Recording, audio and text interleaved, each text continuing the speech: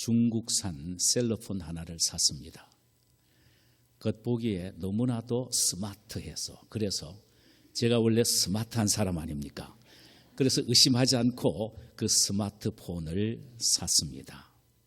그런데 상당히 문제가 있는 스마트폰이었습니다. 카톡은 어떤 데는 나오고 어떤 데는 나오지 않아요. 그리고 카톡이 몇 개 왔다라는 숫자의 표시가 나와야 되는데 전혀 안 나옵니다. 그래서 우리 교회 적어도 내가 카톡에 대해서는 상당한 기술이 있다 하는 사람에게 부탁을 해서 아무리 셋업을 하려 해도 구조적으로 되지 않는 카톡이 셀러폰이었습니다. 거기에 더 황당한 것은 전화를 하는 가운데 또 끊어져 버려요. 얼마나 민망스럽습니까? 중국산이라 그러니까 우리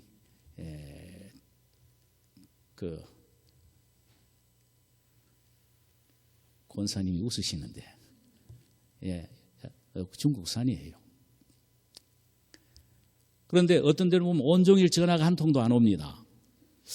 오늘 전화 오는 사람이 없나 싶으니까 디스커넥트가 되어 있는 거예요.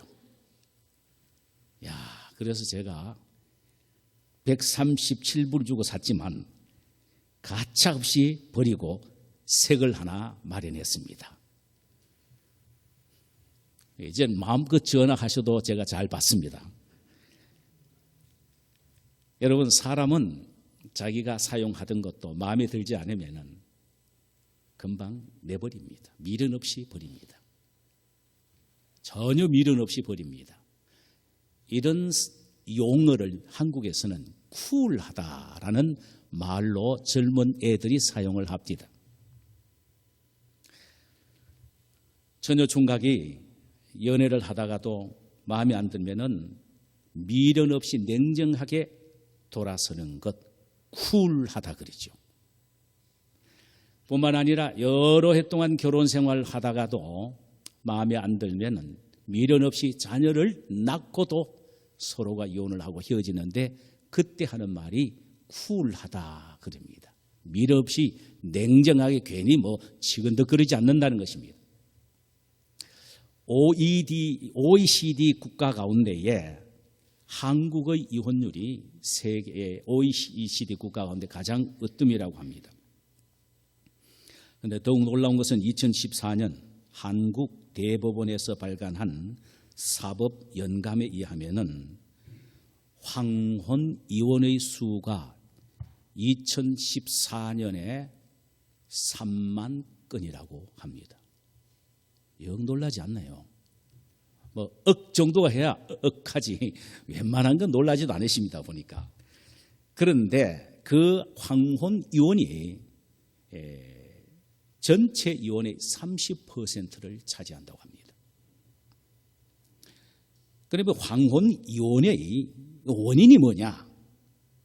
47%가 성격차라고 말합니다. 아니, 몇십 년간 같이 살았는데 아직도 성격차로 논합니까? 저는 절대로 그렇게 못하겠습니다. 40년간 투자한 시간이 아까워서. 40년간 맞춰오느라고 얼마나 고생을 많이 했습니까? 어떻게 또 맞춘다는 말입니까? 그런데 47%가 성격차라고 말합니다. 그런데 연세 드신 어른들이 이혼을 할 때도 하는 말이 뭐냐? 쿨하게 헤어지자 이렇게 말한답니다. 별로 재미없는 주제인 것 같은데 여러분 표정 보니까 영 표정이 안 좋습니다. 인간은요, 누구든지 비록 자녀를 놓고 살아도 헤어질 때는 냉정하게 돌아서는 게 인간입니다. 이게 인간 세상의 타락된 본성이 낳은 사생아입니다. 그러나 하나님은 그러지 않으신다는 사실을 우리는 알아야 합니다. 하나님은 당신의 자녀들이 비록 불순종하고 죄를 범한다고 해도, 더 나아가 우상을 섬긴다고 해도 결코 하나님은 버리시지 않으신다는 사실입니다. 구약 성경 가운데 하나님께서 당신의 백성들을 향한 집요한 사랑을 가장 잘 표현한 곳이 호세아서입니다. 하나님은 실존 인물이었던 호세아 선지자와 그의 아내와의 관계를 통하여 이스라엘 백성에 대한 자신의 사랑을 보여주고 계십니다. 호세아는 물질적으로 가장 부강했으나 영적으로 가장 어두웠던 북쪽 이스라엘의 여로보암 2세 왕 때의 선지자로 부름을 받았던 사람입니다. 그가 선지 사역을 하던 어느 날 하나님이 그에게 나타나셔서 이렇게 말씀하셨어요. 호세아야, 너는 드볼라임의 딸 고멜이라는 음란한 여인을 아내로 취하여 음란한 자식을 낳으라는 것이었습니다. 이 얼마나 충격적인 이야기입니까? 원래 선지자라는 사람은 거룩한 존재입니다. 그러므로 거룩한 처녀를 아내로 맞이해야 되는데 하나님이 돌연히 말씀하시기를 너는 음란한 여인을 아내로 취하여 음란한 자식을 낳으라는 것입니다. 얼마나 호세아가 충격이 크겠습니까? 납득할 수 없는 일이었습니다. 그런데도 호세아는 하나님의 명령에 즉각적으로 순종해서 직업 여성인 고멜을 아내로 데리고 온 후 과거는 불문에 붙이고 이제부터 정숙한 아내가 되어줄 것을 간절히 바랐습니다.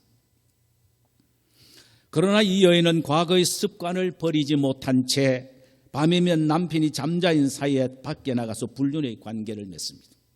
그래서 누구의 자식인지도 모르는 음란한 자식을 셋이나 놓게 됩니다. 누구의 자식이든 간에 자식을 낳았으면 그래도 정신을 차릴 줄 알았으나 이제는 아예 남편과 세 자식까지 버려두고 가출을 해버리고 말았습니다. 수소문을 해서 알아보니 직업 여성들이 집단으로 모여 사는 그 집단 초원에 있다는 사실을 깨닫습니다. 그녀는 스스로 빠져나올 수 없을 정도로 많은 빚을 지고 있었습니다. 호세의 마음에는 분노가 치밀어 올랐습니다. 바로 그 순간 하나님의 음성이 또 들렸습니다. 호세아야, 내 아내가 진 빚을 내가 갚아주고 집으로 데려와서 역시 사랑하라는 말씀이었습니다.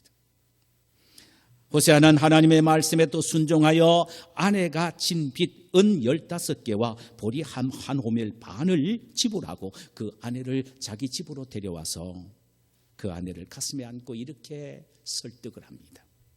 이제는 나를 떠나서 그런 행음을 하지 마라. 다른 남자를 쫓지도 말라. 오직 나만 사랑해다오. 나도 너에게 그리하리라. 하나님은 호세아의 아내에 대한 사랑을 통하여 다른 신을 섬김으로 영적으로 가늠한 이스라엘 백성에 대한 자신의 변하지 않는 사랑을 보여주시고 계십니다.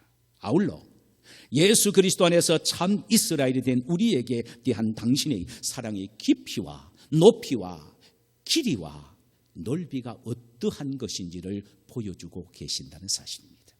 본문을 통하여 발견할 수 있는 하나님의 사랑은 도대체 어떤 것인가 하는 부분을 생각해 보십시다. 첫째로는 애틋한 모성애와 같은 사랑입니다. 1절을 보면은 이스라엘이 어렸을 때에 내가 사랑하여 내 아들을 애굽에서 불러내었다 그랬습니다.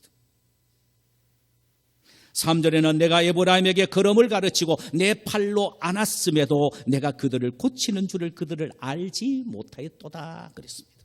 4절에는 내가 사람의 줄 곧 사랑의 줄로 그들을 이끌었고 그들에게 대하여 그 목에서 멍에를 벗기는 자같이 되었으며 그들 앞에 먹을 것을 두었노라. 이는 이스라엘 백성들을 애굽에서 해방시켜 거친 광야를 거쳐 가나안으로 인도하신 하나님 자신의 사랑을 연상시키는 내용입니다. 사실 이스라엘 백성들은 어린 아이처럼 자신들의 힘으로는 애굽의 속박에서 벗어날 수가 없는 비참한 상태에 있었습니다. 그때 하나님은 이스라엘을 팔로 안으시고 애굽에서 나오셨습니다. 마치 어미가 자식을 안듯 하나님이 그들을 안고 나오셨습니다. 그리고는 길도 없는 거친 광야, 갈 길 몰라 방황하는 그들에게, 어린 아이에게 걸음마를 가르치듯 불기둥과 구름기둥으로 한 걸음 한 걸음 인도하셨습니다. 일사병의 위험과 맹수와 정갈이 우글거리는 광야, 그곳에서 마치 어머니가 자기 자신을 품 안에 안듯이 하나님은 사랑의 품으로 이스라엘을 안고 보호해 주셨습니다. 병들었을 때는 고쳐주셨고, 목이 말라 소리칠 때는 반석을 쳐서 물을 내어 마음껏 마시게 하셨으며, 고기가 먹고 싶다고 불평할 때는 메추라기 떼를 불러 고기를 실컷 먹여주시기도 했습니다. 그리고 매일 아침마다 하늘에서 만나를 내려 굶지 않고 광야 생활을 하게 하셨지요. 그러다 이제는 나의 꿀과 젖이 흐르는 가나안 땅으로 인도하셔서 목에는 죄의 멍에, 노예의 멍에를 벗기시고 자유를 주셨습니다. 영적으로는 영혼의 양식인 말씀을 선지자들을 통하여 주셨고, 육적으로는 가나안의 기름진 땅에서 풍성한 물질의 복을 먹고 누리게 하셨습니다. 그야말로 부족한 것이 없이 모든 것이 풍족했습니다. 이것이 바로 이스라엘 백성에 대한 하나님의 사랑이었습니다. 그런데도 불구하고 이스라엘 백성들은 하나님을 반역합니다. 이 사실을 2절에서 이렇게 말합니다. 선지자들이 그들을 부를수록 그들은 점점 멀리하고 바알들에게 제사하며 아로새긴 우상 앞에서 분향하였느니라. 하나님이 선지자의 입을 통하여 거듭거듭 돌아오라고 말씀을 하셨으나 그들은 점점 하나님의 부르심에 귀를 막고 멀리했다는 말입니다. 그리고는 바알들을 자신들의 주인으로 섬겼다는 말입니다. 이는 바알 신을 섬겼다는 말이죠. 이제는 먹고 살만하니, 배에 기름이 차니 하나님에 대한 사랑이 식어졌고 하나님의 사랑이 그늘에서 도피하겠다는 것이었습니다. 그래도 하나님은 포기하지 아니하시겠다는 것입니다. 그래도 하나님은 절대로 포기하지 않으시겠다는 것입니다. 그 이유를 9절에서 이렇게 말합니다. 이는 내가 하나님이요 사람이 아니기 때문이라는 것입니다. 사람은 조금만 실증이 나도 버립니다. 그러나 하나님은 결코 그러지 않겠다는 말씀입니다. 만일 하나님의 마음이 인간 같았다면 오늘날 우리 모두는 지금 여기에 살아남을 수가 없을 것입니다. 사랑하는 여러분, 그리스도 안에서 참 이스라엘이 된 우리는 지금 어떻습니까? 하나님은 애국과 같은 이 죄악 세상에서 마귀의 종이 되어 희망도 소망도 없이 살았던 우리를 당신의 외아들 예수의 피를 통하여 죄와 사망의 권세에서 구원해 주셨고, 홍해의 결박에서 자유케 흉악한 홍해와 같은 인생의 고통에서 자유케 하셨습니다. 그것뿐만 아닙니다. 매일매일의 삶 속에서 당신의 넓으신 사랑의 품으로 우리를 안아주시사 죄악과 불의의 세계에서 우리를 보호해 주시며 때를 따라 먹을 것과 입을 것을 주십니다. 특히 영혼의 양식인 말씀을 통하여 힘을 얻어 믿음으로 이 세상을 승리하며 살아갈 수 있게 하십니다. 그리고 이제는 더 이상 죄악의 세상으로 도망가지 않도록 하기 위하여 사랑의 줄, 성령의 줄로서 우리를 얽어매어 놓으셨습니다. 이제는 우리 모두는 하나님을 우리의 주인으로 모시게 되었고 우리는 그분의 종으로 세움을 받게 되었습니다. 그렇다면 사실 지금 우리의 삶은 어떻고 우리의 마음은 어떻습니까? 과연 우리의 삶의 주인을 누구로 모시고 있습니까? 3년 동안 예수님을 따라다니면서 열심히 예수님을 섬기고 그랬던 가룟 유다는 죽을 때까지 예수님을 주님이라고 부르지 못하고 랍비라고만 불렀습니다. 저와 여러분은 어떻습니까? 예수님이 진정 우리의 주인이십니까? 말만 아니라 진정으로 내 삶의 주인을 주님으로 모시고 계십니까? 할렐루야. 혹시 물질이 나의 주인은 아닙니까? 시절을 주인이라고 외치는 로마, 히틀러를 주인이라고 외친 독일, 천황을 주인이라고 숭배한 일본, 이 모두는 어떻게 되었습니까? 모두가 처절한 잿더미가 되지 않았습니까? 그러나 불과 몇백 년의 역사를 가지고 있는 미국은 주여 이 나라를 영원히 축복하소서라고 God bless America라는 외침 속에서 모든 행사를 진행할 뿐만 아니라 최고의 통수권자인 대통령이 취임할 때에 성경에 손을 얹고 엄숙히 하나님 앞에 서약하는 모습은 진정으로 하나님의 복을 받을 만한 민족이 아닌가 생각이 되어집니다. 사랑하는 여러분, 우리 모두는 느껴야 합니다. 마치 어머니가 자식을 가슴에 품고 인생을 살아가듯 하나님이 우리를 가슴에 안으시고 우리 인생의 주인으로 우리를 이끌어 가신다는 사실을 우리는 믿어야 합니다. 이것이 바로 오늘 본문이 우리에게 보여준 하나님의 사랑은 애틋한 모성애의 사랑임을 보여주고 있다는 말입니다. 두 번째로 하나님의 사랑은 징계 속에서 나타난 사랑이라는 것입니다. 우리가 종종 오해하는 부분은 하나님의 징계와 사랑을 별개라고 생각을 합니다. 징계는 하나님의 형벌로 생각한다는 말입니다. 그러나 징계는 형벌이 아니라 저주가 아니라 오히려 하나님이 우리에 대한 사랑의 확실한 증거임을 알아야 합니다. 이 사실을 히브리서 12장 6절에서 다음과 같이 말씀하고 있죠. 주께서 그 사랑하시는 자를 징계하시고 그 받으시는 아들마다 채찍질하심이라. 사랑하는 자를 징계하시고 그 받으시는 아들마다 채찍질하심. 8절에는 징계가 너에게 없으면 사생자여 친 아들이 아니니라. 11절에는 징계를 통하여 연달하여 의의 평강한 열매를 맺게 되는 것이니라. 주님께서는 우리를 사랑하시기 때문에 징계하시고 우리를 사랑하시기 때문에 징계하실 뿐만 아니라 우리를 당신의 친아들로 여기시기 때문에 징계하시며 의의 평강한 열매를 맺도록 하기 위하여 징계하신다는 것입니다. 여러분, 우리가 우리의 자녀들이 잘못될 때 왜 징계합니까? 내 자식이기 때문에 징계합니다. 징계하는 것이 미움입니까? 형벌입니까? 아닙니까? 아닙니다. 그 속에는 뜨거운 사랑이 있습니다. 그러므로 우리는 하나님이 우리를 징계하실 때는 극진한 하나님의 사랑이 그 속에 포함이 되어 있다는 사실을 알아야 되고 그것이 바로 하나님의 사랑의 표현임을 우리는 잊지 말아야 합니다. 본문 5절에서 7절 사이에 보면은 하나님이 이스라엘 백성들에게 하신 구체적인 징계의 내용이 이렇게 되어 있습니다. 그들은 애굽 땅으로 되돌아가지 못하겠거늘 내게 돌아오기를 싫어하니 아수르 사람이 그 임금이 될 것이니라. 옛날 애굽 생활만 그리워한 채 하나님 앞에 온전히 돌아오지 않은 이스라엘 백성들을 향하여 하나님은 북쪽 아수르의 포로로 잡히게 하는 징계를 통하여 아수르 왕을 섬기게 하겠다는 것입니다. 6절에는 칼이 그들의 성읍들을 치며 빗장을 깨뜨려 없이 하리니 이는 그들의 계책으로 말미암음이니라.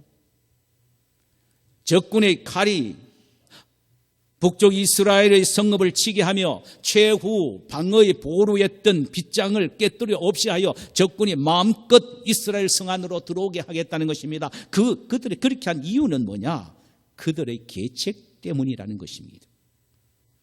여기에 계책이란 말은 히브리 말로 모예차입니다. 모예차란 말은 인위적인 수단과 방법으로 계획하고 설계하고 모의하는 불순종적인 행위를 의미합니다. 다시 말하면 그들이 이웃 나라의 도전을 받으면 무릎을 꿇고 하나님 앞에 나와 하나님의 도움을 구하는 신앙적 방법으로 해결해야 되는데 그들은 그렇게 하지 않았기 때문이라는 것입니다. 애굽의 도전을 받으면 아수르에게 가서 도움을 구하고 아수르의 침략을 받으면 애굽에게 가서 도움을 구하는 지극히 인간적이고 세상적인 방법으로 해결하려고 했다는 것입니다. 또 재물을 얻으면 자기 스스로의 능력을 얻었다고 자만하고 교만했습니다. 이런 계책 때문에 하나님은 최후의 수단으로 그들에게 징계를 내리셨다는 것입니다. 사랑하는 여러분, 하나님은 우리가 애굽인 이 세상을 떠났으면 다시 돌아가지 않고 온전히 하나님께 나아오기를 원하시며 또 매사에 신앙으로 결단하기를 원하십니다. 힘들고 어려운 일을 당할 때마다 인간적인 방법으로 처리하는 것이 아니라 하나님 앞에 무릎을 꿇는 믿음의 방법으로 하기를 원하신다는 말씀입니다. 또 설령 내가 물질을 벌어도 내 힘과 내 능력으로 얻었다고 생각하지 않고 하나님의 은혜요 축복임을 고백하며 하나님께 영광 돌리기를 원하십니다. 그렇지 않고 만약 우리가 내 힘과 내 능력으로 부를 얻었다고 생각하거나 신앙의 방법이 아니라 인간적인 세상적인 방법으로 모든 인생살이를 헤쳐나가려고 한다면 하나님은 우리를 신앙의 사람이 되도록 만들기 위하여 뺑뺑이를 돌릴 수가 있단 말입니다. 소위 징계하실 수가 있단 말입니다. 왜냐하면 그분이 우리를 사랑하시기 때문입니다. 그대로 내버려두면 큰일 나기 때문입니다. 여러분, 하나님이 우리에 대한 징계는 우리를 너무나도 사랑하시는 사랑의 표현임을 확실히 믿게 되시기를 주님의 이름으로 축원합니다. 마지막 세 번째로는요, 하나님의 사랑은 변함없는 사랑이라는 것입니다. 이스라엘 백성들의 계속된 거역을 7절에서는 이렇게 표현하고 있습니다. 들어보실래요? 내 백성이 끝끝내 내게서 물러가나니 비록 그들을 불러 위에 계신 이에게로 돌아오라 할지라도 일어나는 자가 하나도 없도다 그랬습니다. 선지자들을 통하여 그들이 혹독한 징계를 피할 수 있는 것은 하나님께 돌아오는 것임을 거듭 말했으나 그들은 오히려 의지적으로 하나님께 돌아오지 않고 하나님을 향하여 일어나지 않고 오히려 제 길로 가버리고 말았습니다. 하나님께 돌아오는 사람이 한 사람이 없었단 말입니다. 사랑으로 설득해도 안 되고 징계를 해도 알아듣지 못하는 이 정도가 되면은 인간 같으면 포기할 만도 한데 하나님은 그런 이스라엘을 절대로 포기하지 않으시겠다는 것입니다. 이 사실을 8절에서 이렇게 말합니다. 에브라임이요. 여기 에브라임이라는 말은 이스라엘의 별명을 말합니다. 별명. 에브라임이요. 내가 어찌 너를 놓겠느냐? 이스라엘이여, 내가 어찌 너를 버리겠느냐? 내가 어찌 너를 아드마같이 놓겠느냐? 어찌 너를 스보임같이 두겠느냐? 내 마음이 내 속에서 돌이켜 나의 긍휼이 온전히 불붙듯 하도다. 여기 내가 어찌 너를 한 말이 4번이나 반복되어서 나옵니다. 이는 도저히 너에게서 내가 손을 뗄 수 없다라는 말입니다. 너희를 팽개칠 수 없다라는 말입니다. 너희를 이방에게 완전히 넘겨줄 수 없다는 말입니다. 애굽의 잔악한 바로의 학정에서 구원하여 거친 광야에서 40년 동안 독수리의 날개처럼 너를 품고 인도하여 꿀과 젖이 흐르는 가나안을 주었는데 지금 너희들이 불신하고 불순종한다고 해서 내가 어찌 너희들을 버릴 수가 있느냐? 어찌 너희들을 포기할 수가 있느냐? 어찌 소돔과 고모라 성이 멸망할 때 함께 멸망했던 아드마와 스보임 두 성읍처럼 너희를 멸망시킬 수가 있느냐? 오히려 너희에 대한 내 사랑이 내 속에서 불탄다라는 말씀입니다. 아멘. 아멘. 아멘. 사람 같으면 끝내버리기도 할 텐데 내가 사람이 아니고 하나님이기에 너를 징계하기는 해도 결코 멸하거나 진노를 내리지는 않겠다는 것입니다.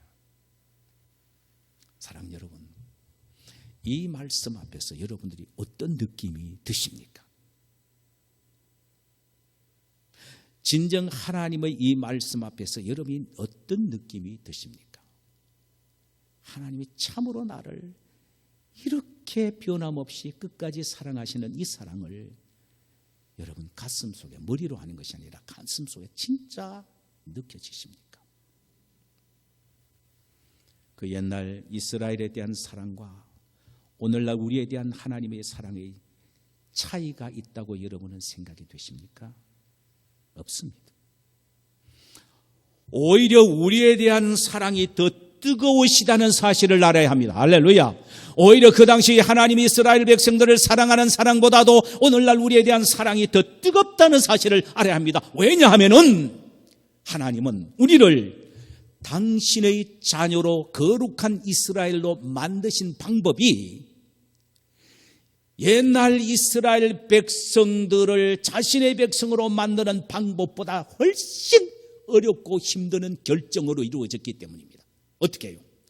하나님은 우리를 당신의 백성, 당신의 자녀로 만드신 방법은 당신의 하나뿐인 외아들 예수를 십자가에 매달아 피 흘려 죽게 하시고 그 피의 대가로 우리를 당신의 자녀로 샀습니다. 피를 지불하고 샀단 말입니다. 이 사실 때문에 주님이 우리에 대한 사랑은 그 옛날 이스라엘 백성들에 대한 사랑보다 더 뜨거운 용광로라는 사실을 우리는 알아야 합니다.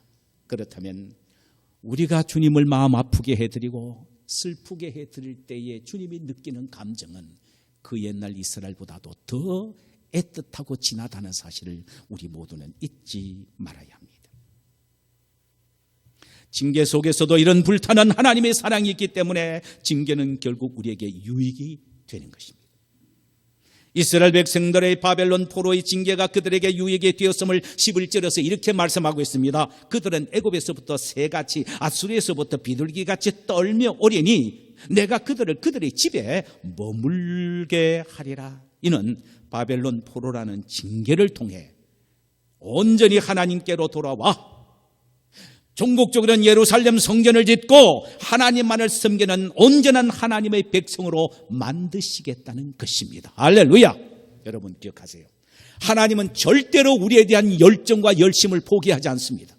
거룩한 하나님의 자녀 오직 하나님만을 섬기고 하나님만을 영화롭게 해드리는 그는 자녀로 반드시 만드시고야 마십니다. 하나님의 결정은, 하나님의 결심은 변하지 않습니다. 그런데도 우리는 온전히 그렇게 되지 않으려고 꽁무니 삐고 도망가봤자 소용이 없어요. 결국은 뺑뺑이 돌리고 얻어맞고 하면서 하나님 앞에 온전한 하나님의 자녀가 되게 되어 있습니다. 어떤 방법을 선택할까요? 일찌감치 하나님의 뜻에 순종하며 그 안에, 그 품 안에서 사랑을 누리며 살 때에 그게 진짜 복 있는 것이죠. 괜히 말이요, 옛날 생각해서 애굽이 좋다 하면서 애굽으로 도망가다가는 도망가지도 못해요. 결국은 돌아오는 거예요. 경상도 말고 결국은 돌아와요. 결국은요. 돌아오고 맙니다. 그런 어리석은 인생 살아서는 안 된다는 말씀입니다.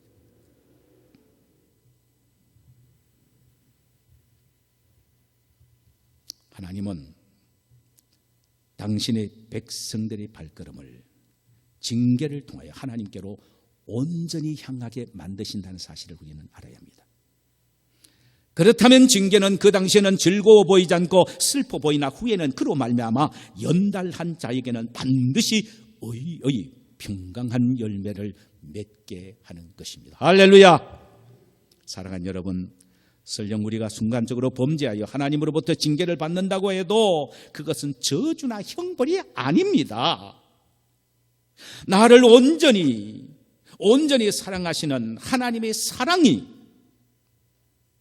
나를 하나님이 기뻐하시는 온전한 자녀로 만드시기 위한 하나님의 사랑의 표현임을 우리는 알아야 합니다.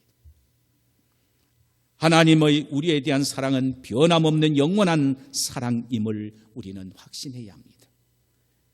이에 대하여 도취되어 소리쳐 외친 사람이 있습니다. 그것이 바로 사도 바울인데, 사도 바울 선생은 로마서 8장 38절에서 이렇게 외칩니다.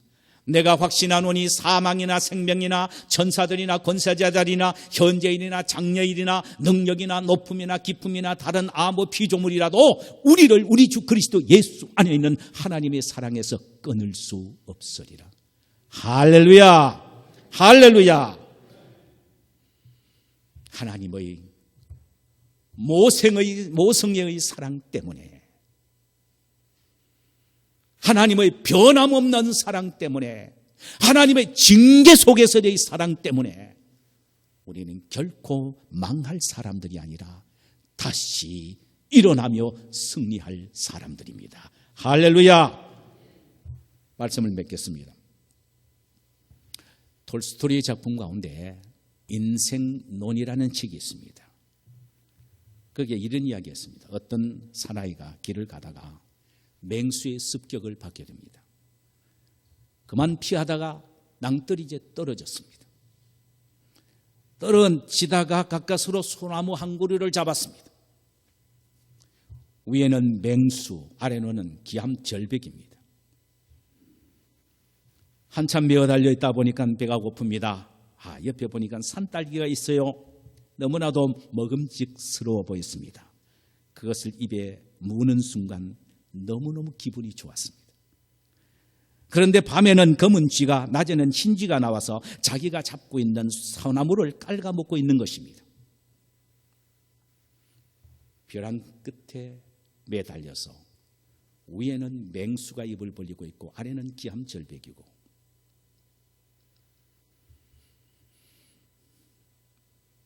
낮에는 흰지, 밤에는 검은지가 와서 자기가 잡고 있는 소나무를 깔고 거기에서 딸기 하나의 감미로움을 혀에 대면서 만족하고 있는 그게 인생이라는 것입니다.